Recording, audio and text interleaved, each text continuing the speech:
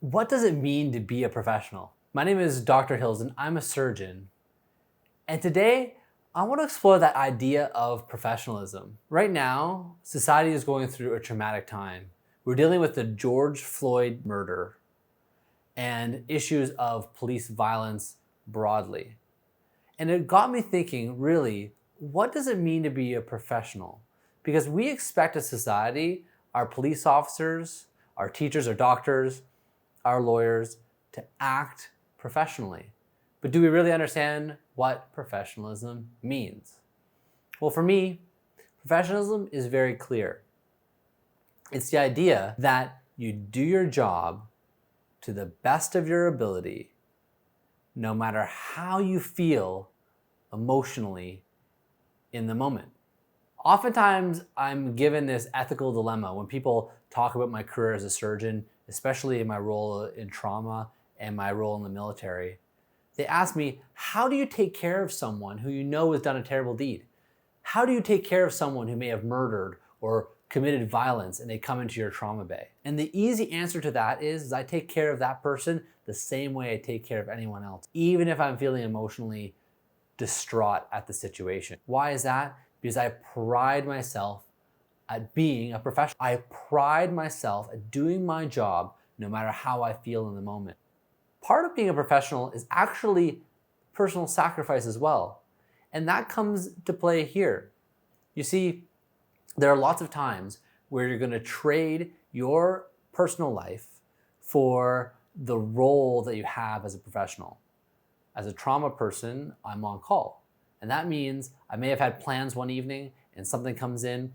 I need to be available for the hospital to take care of those traumatic patients. I might lose out personally to help someone. And at the end of the day, that is the role of being a professional. Even though it might hurt me somewhat to actually go in and provide care, I proudly do it because I'm proud to be a professional and I take on that role. And in so many ways, the idea of being a professional is something we should all incorporate in our lives. No matter what you do, whether you're a surgeon, a teacher, a police officer, whether you work in hospitality, you work in construction, or you work in manufacturing, there is a professional role that you take on. Whenever someone compensates you for what you do, you are taking on the role of a professional.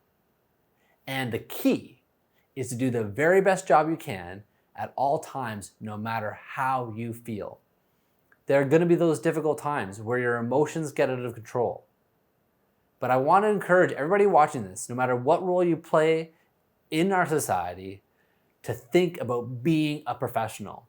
Take those emotions, put them aside, and do the job to the absolute best of your ability.